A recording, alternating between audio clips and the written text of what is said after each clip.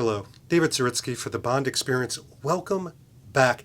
In this channel we do a lot of discussions about the things of James Bond, the trappings, his surroundings, fine watches and beautiful cars and locations and celebrity moments and clothing. And this video is very different.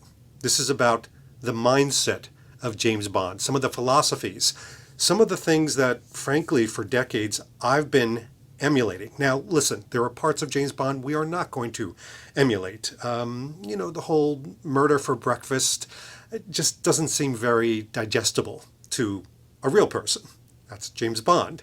But there are some things that we can take from James Bond, the movies and the literature, that can really make us a better version of who we are, and things that I wanted to share because I've adopted them into my life, and I believe that they've actually made me a more successful professional, a better person, a greater friend, and even, because there's nobody around here to say otherwise, a better part of my family. And I wanted to share those with you today. And it starts with you. Yeah, you're the secret ingredient to much of this philosophy, and that is James Bond and his friends and teammates. Now think about how James Bond treats his friends and teammates. Now, Fleming painted James Bond, was the architect of James Bond, as this lone wolf, this silent individual. But was he? Because there was so much heart. There was so much connection to his friends, Felix Leiter and Karen Bay, and some of these people that he met along the journey. Even some of the people that he fell in love with, albeit briefly. But still, a very deep connection. And the movies just brought that out even more. You could see, even with Roger Moore, the soldering moments, the smoldering that would go on, the heat in his eyes when one of his friends, like Luigi, would be killed, the revenge factor that would come into his mind. And that is because James Bond keeps his friends very close. I feel the same way.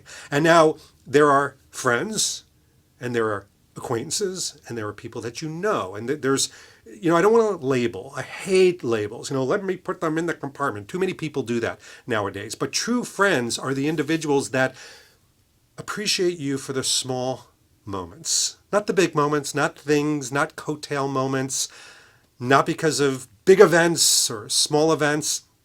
It's those really tiny moments. It's a call when you need to speak to somebody. It's receiving a call from them when they need to speak to you.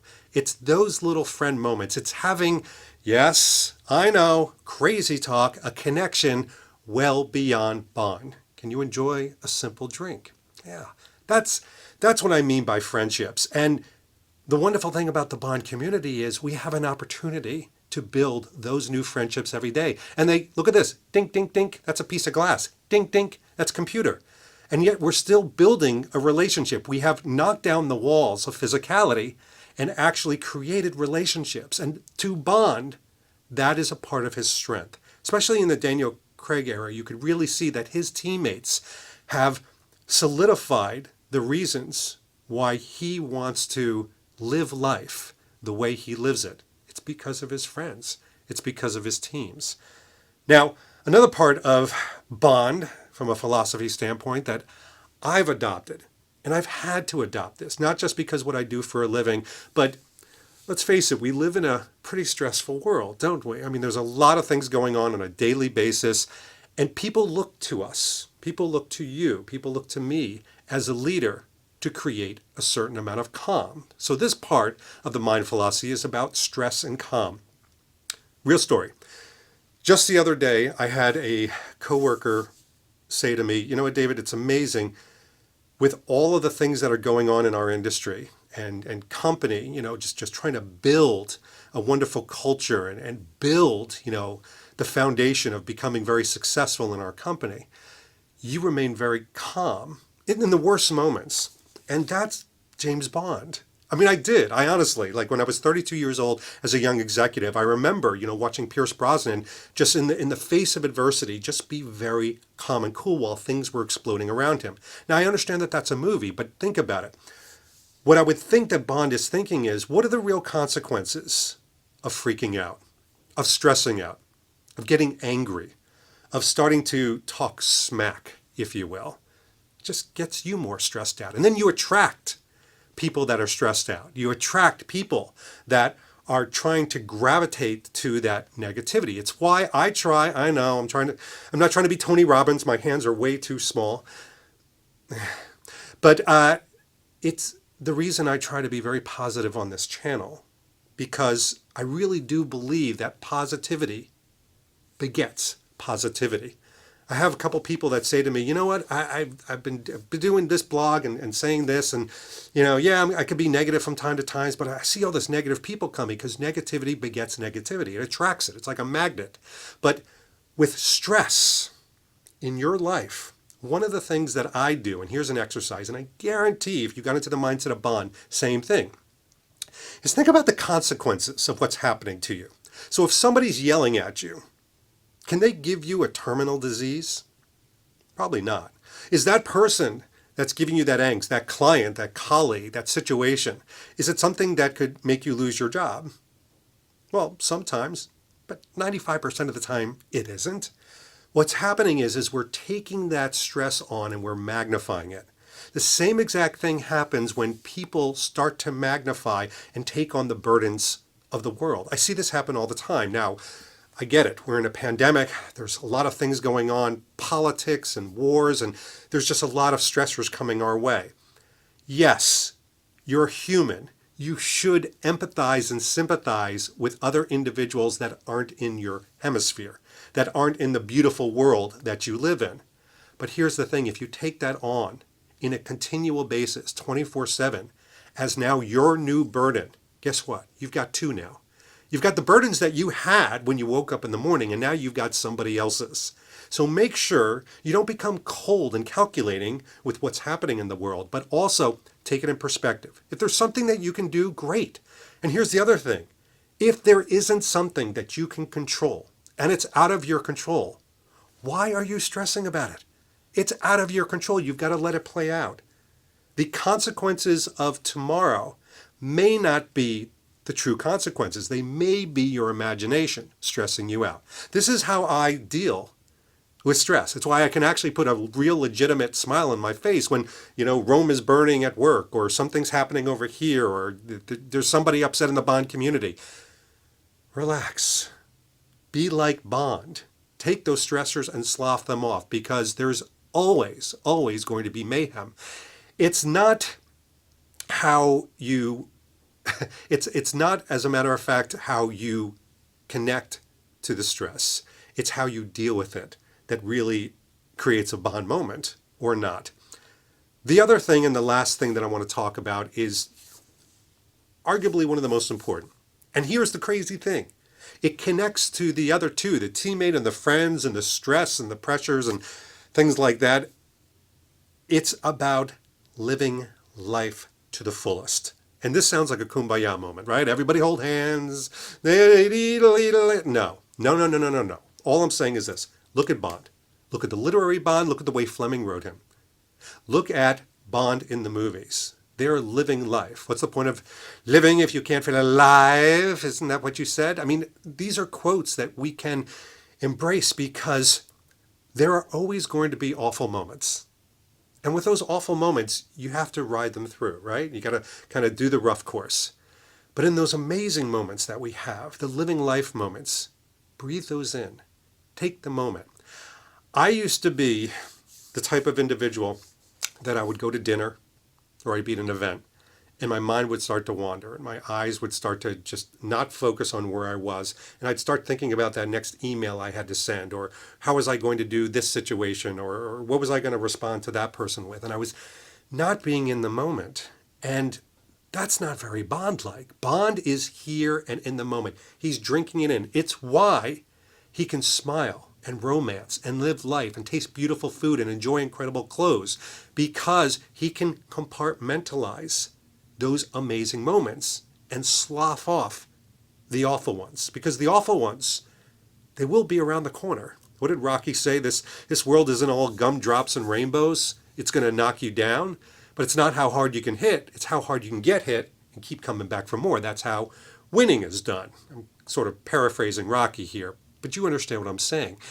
live life. This is why on my Instagram and some of my videos, I say, always say yes to adventure. I mean, anytime I'm invited somewhere to do an event or something, or my friends want to get together, I'm hard pressed to say no, because that's a part of living life and taking those small moments. And they don't have to be big and they don't have to be bombastic. They can cost you nothing. We do. I get it. We talk about like getting a watch and, getting a nice jacket. But these are the small moments that happen here in your mind. Talk about a frugal bond moment. They're all frugal bond moments because it's how you psychologically embrace them and live life. And by the way, it's not just about loving the moment. And this part's going to be controversial. I know I'm going to get flack for this. Bring it on. Bring it on. You've got to love yourself. So I remember doing a video called the 4 F's. Fashion, feel, fit, forgetfulness. I can't remember the last one. The 4 F's. And I remember this great comment from somebody. It was simple. It's kind of what a lot of content creators get. It said, boy, you do love yourself. And I wrote back to them and I said, yeah, I do. Sorry if you don't love yourself. In other words, it's okay to love yourself. I get it. Society says you shouldn't love yourself. You shouldn't put a video with you talking to a camera for 15 minutes. You shouldn't put a picture of yourself on Instagram. Why? Well, that's ego, isn't it? Or is it that you can appreciate yourself? It's that whole thing that they teach you in airplanes.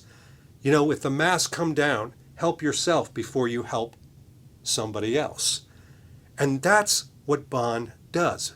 Bond actually, you could say that he's this torn, turmoiled individual, maybe, but if you go back to Connery, he was enjoying everything. He loved himself. He was smug sometimes. He was pithy. He had the comebacks. He would have that wry smile. Why? Because he was loving life. He was loving himself in that life. I would recommend doing the same. I am doing the same thing. I have confidence, and there's that fine line between confidence and cocky. I probably straddle the two, if I'm being honest. But I do that because I'm okay with myself. I may have a couple extra pounds. I've got a blemish, just shaved. I'm like, oh, look, there's a red mark. But it's okay because I'm extremely content with who I am. And if I'm extremely content and I'm loving myself, I can love other people. I can love other moments. I can really take those stressors and slough them off because at the end of the day, I'm still the individual that I was when I woke up in the morning. Those stressors, those issues aren't changing me, or they shouldn't change you, is what I'm saying. They don't change Bond. They shouldn't change Bond. So this is why, by the way, from a psychological standpoint, I love the badass Bond. Bond is this character that is going to go all in, excuse the pun, with life. He's going to go all in with who he is. And quite frankly, he has an economy of words because he's too busy living life. Economy of words, David. That would be a nice change of pace for you as you've talked for 15 minutes. But anyway, I wanted to get this out because these are truly mantras and philosophies that I have embraced. And I haven't done it in, damn it, I'm going to wake up in the morning and I'm going to be like this. No, these are things that I've tried through trial and error. Believe me, I make mistakes every day around this, but it works for me. And I know that these are Bond moments. These are Bond approaches that I've taken and made my own. Now they're a part of who I am. So anyway, just my suggestions in kind of how to get through this crazy roller coaster of a life that we're living on. But it's an amazing life if you allow it to be. It's a Bond-like life if you allow it to be. Anyway, this has been David Zaritsky for the Bond Experience. We'll talk to you real soon. Take care. Thanks for watching this episode. If you want to be up on the latest from the Bond Experience, just click on this subscribe and subscribe to our channel. You're going to get all the latest and greatest information, plus some exclusive content. And by the way, speaking of content, here's something especially for you, just because we know you. Talk to you soon.